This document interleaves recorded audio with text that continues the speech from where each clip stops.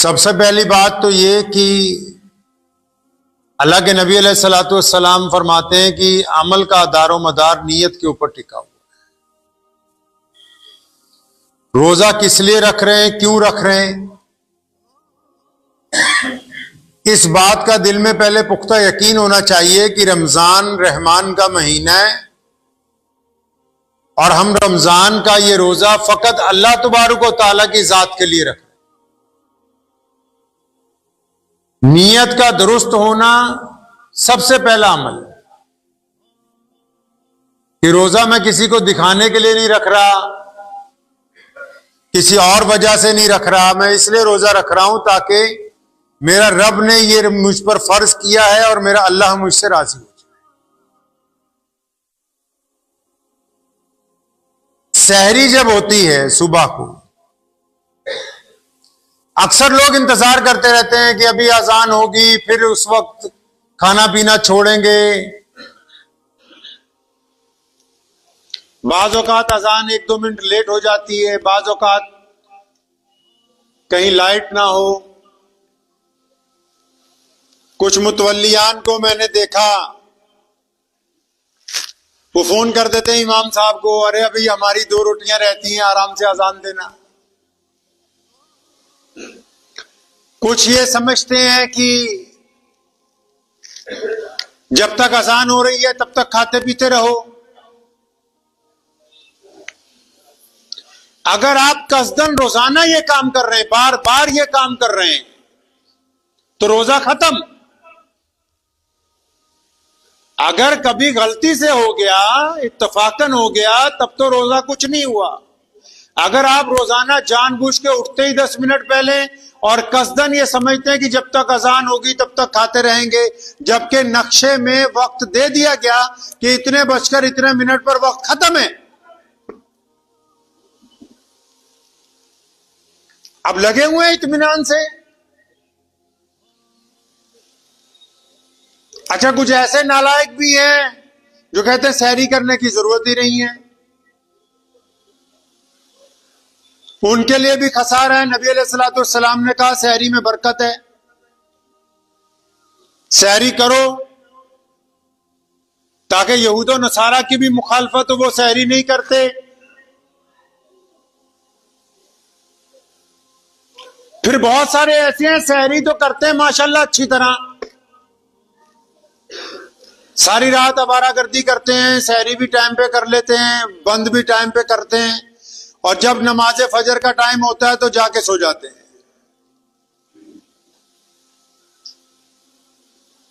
सहरी खत्म होने के बाद नमाज के 15 मिनट ऐसे लगते हैं जैसे आफत आ गई बहुत बड़ी, क्योंकि दिल और रूह जो है वो साथ नहीं दे रहे, नियत दुरुस्त नहीं है ना। जो बंदा रोजा रखता हो फिर नमाज फजर जमात से कसदन छोड़ देता हो, वो गुनहगार है।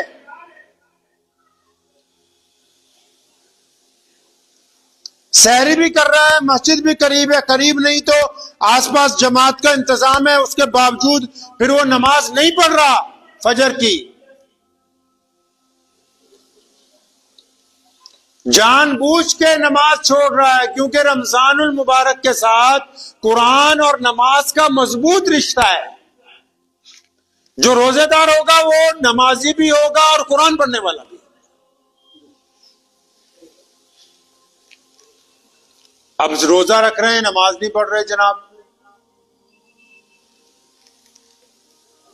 वो एक चुटकुला है, मैं शायद 5-10 साल पहले एक किताब में पढ़ा था। तो एक साहब अच्छे खासे मुसलमान रईस आदमी, तो वो सुबह को ऑफिस गए, तो उन्होंने 3-4 बजे अपनी बेगम को फोन किया कि आज इफ्तारी में क्या क्या बना रही हो। तो उसने कहा साहब आपने तो रोजा ही नहीं रखा, इफ्तारी किस चीज की? फरमाया तो एड्डा वड्डा काफर समझ लिया, रोजा भी ना खोली,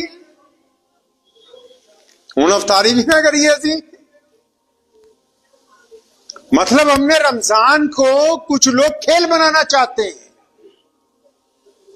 सहाबा इकराम रज़ियल्लाहु तआला अजमईन जब रमजान आता था उसकी तैयारी में उसके इस्तकबाल में रोजे रखने शुरू कर देते थे। रमजान के इस्तकबाल में कुरान पाक की तिलावत बढ़ाते थे। इस्तकबाल में नबी अलैहिस्सलातु वस्सलाम के सहाबा नवाफिल की तादाद बढ़ा देते थे।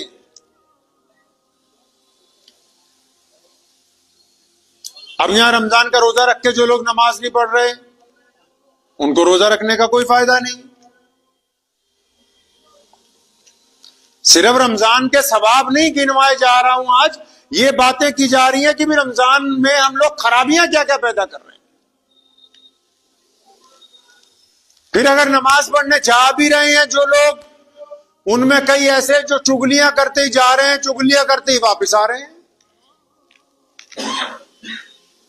मस्जिद में भी सलाम फेर के दाएं बाएं इस तरह देखते हैं जैसे नमाज का रजिस्टर अल्लाह ने इन्हीं के हाथ में पकड़ा दिया भी कौन कौन नमाज में आया, कौन कौन नमाज में नहीं आया। अरे बदबख्तो, तुम्हारी अपनी हो रही, पता नहीं हो रही। सलाम फेर के कई तो ऐसे देखते हैं पीछे तक कि मोहल्ले में कौन कौन आया, भी तेरी पता नहीं अपनी हो रही कि नहीं, तो दूसरों की फिक्र में लगा हुआ है। रोजा सिर्फ भूख और प्यास का नाम थोड़ी है।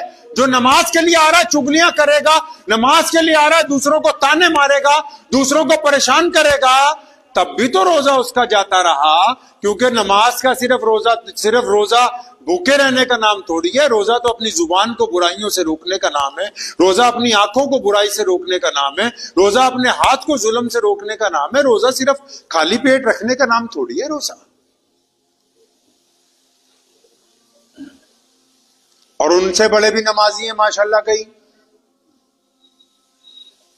हमारे शहर में एक थे, पता नहीं आजकल वो कारनामा अंजाम दे रहे हैं कि नहीं दे रहे। अल्लाह उनको हिदायत अता फरमाए। 3 दिन का कुरान पाक खत्म हो रहा है, हाफिज रेल बुला के रखे हैं। सुभान अल्लाह। जिदा इन्होंने एमरजेंसी है, इन्होंने जाना कहीं और है। फिर अब उसमें क्या है, हाफिज साहब कुरान सुना रहे, पीछे 5-10 बंदे, 2-4 बुढ़े, 2-4 शौकीन जो मुखलिस लोग भी होते हैं, वो सुन रहे, और बाकी जनता बाहर कोई चाय पी रहा है, कोई गप्पे मार रहा है, कोई बीड़ियां पी रहा है। और इधर जब हाफिज साहब ने 1 घंटे बाद कहा अल्लाहू अकबर, तो गधों की तरह दौड़ते हुए आ रहे हैं रुकू में जाने के लिए। अरे बदबख्तो, अल्लाह से डर ही नहीं लगता तुम्हें? इतना मजाक नमाज़े तरावी का। ना करवाने वालों को खुदा का खौफ है, ना ये बदतमीजियां करने वालों को खुदा का खौफ आ रहा है कि तुम अल्लाह के हुजूर पकड़े जाओगे। अरे तुम अपने घर में अगर तुम्हारे बाहर से आके कुछ जरा सी बदतमीजी करे तुम्हें बर्दाश्त नहीं होती, तुम खुदा के घर में खुदा की गई इबादत के अंदर बदतमीजियां करते हो, उसके अंदर गुंडागर्दी करना चाहते हो। अंदाजा लगाओ कि ये कितना बड़ा गुनाह है। ये उन लोगों से भी बड़ा गुनाह है जो बदनमाजी हैं, मस्जिद तक नहीं आते। ये उससे भी बड़ा गुनाह है जो लोग नमाज का खेल बना रहे हैं। तमाशा बना लिया तरावी की नमाज का। कहां जाना है भाई? जाना कहां है? 3 दिन बाद कुरान खत्म करके कहां जाना है? 15 दिन बाद, 11 दिन बाद, 14 दिन बाद खत्म करके कहां जाना है? मुतवल्ली साहब, प्रधान जी, सदर साहब, ये जो 15 दिन बाद, 14 दिन बाद ये आवारागर्दियां करते फिरेंगे पूरे मोहल्ले वाले अगले 15 रोजों तक, इसका जिम्मेदार कौन है? मोहम्मद रसूलुल्लाह सल्लल्लाहु अलैहि वसल्लम से मालूम किया गया कभी जाके कि कुरान पाक कितना पढ़ना जरूरी है, कितना पढ़ना जरूरी नहीं। और ऐसे भी हाफिज ले आए हैं उठा उठा के, जो सारा साल दाढ़ी मुंडवाते हैं, सारा साल सिगरेटें पी रहे हैं, और जब रमजान आया तो कुल्ली करके थोड़ी सी दाढ़ी रख के आगे जनाब मुसल्ले के ऊपर खड़े हो गए। खेल बनाया मस्जिदों को। तमाश भी नहीं करना चाहते रमजान मुबारक में। अरे रमजान अल्लाह ने इसलिए फर्ज किया हम पर कि ये सारा साल जो 11 महीने बिगड़ जाते हैं ये सुधर जाएं, इनकी आदतें अच्छी हो जाएं, ये कोई बंदों वाले रंग ढंग में आ जाएं, ये अपने रब के दोस्त बन जाएं, ये मोहम्मद रसूलुल्लाह की इत्तबा करने वाले हो जाएं। ये रमजानुल मुबारक में ही बदमाशियां शुरू कर दी। एक साहब का फोन आया हमें कि जो फलां तारीख को अफ्तार दावत करनी है, आप तैयार हैं? अल्लाह अकबर, रोजे अभी आए नहीं, अफ्तारियों की दावत की तैयारी पहले चल रही।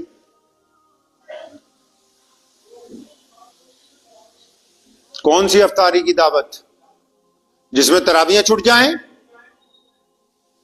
कौन सी अफ्तारी की दावत जिसमें मगरिब की नमाज नहीं होती? कौन सी अफ्तारी की दावत जिसमें हुल्लड़बाजियां हैं? कौन सी अफ्तार की दावत बात करते हो भाई? कोई परवाह नहीं नमाज की, जमात की, अपनी तरावियों की। कई तो लिस्टें बनाए फिर रहे हैं, आज फलां जगह कोरमा खाने जाना है, आज फलां जगह। अरे भाई, ये महीना अल्लाह को राजी करने के लिए है, कोई कोरमे बिरयानियां खाने के लिए रमजान नहीं बनाया गया।